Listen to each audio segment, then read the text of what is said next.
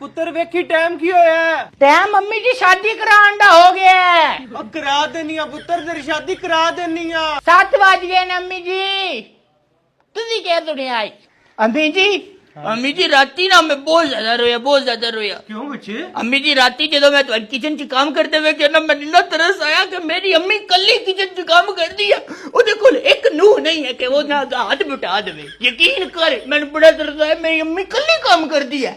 ਅੰਮੀ ਜੀ ਮੇਰੇ ਵਾਸ 'ਚ ਨਹੀਂ ਹੈ, ਮੇਰੇ ਵਾਸ 'ਚ ਹੁੰਦਾ ਨਾ ਮੈਂ ਕੱਲ ਹੀ ਕਿਸੇ ਦਾ ਹੱਥ ਫੜ ਕੇ ਅੱਡੇ ਲੈ ਆਂਦਾ ਕਿ ਮੇਰੀ ਆਦਮੀ ਦਾ ਹੱਥ ਬਚਾ, ਲੇਕਿਨ ਮੇਰੇ ਵਾਸ 'ਚ ਨਹੀਂ ਹੈ। ਇਹ ਸਾਰਾ ਤੁਹਾਡੇ ਵਾਸ 'ਚ ਹੈ।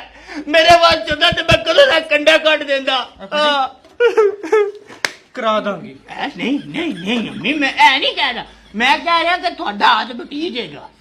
6 ਮਹੀਨੇ ਸਬਰ ਕਰ ਕੌਣ ਲੇਗਾ। ਕੋ ਝਾੜੂ ਮਾਰਨੇ ਲਈ ਲੱਭ ਜਾਏਗੀ। ਮੈਂ ਕਹਿ ਰਹੀ ਹਾਂ 6 ਮਹੀਨੇ ਸਬਰ ਕਰ ਲੇਗਾ। कर ला कोई मत। अबू जी मामू ने समझा ले, यकीन कर मजाक करने की उम्र नहीं मामू दी।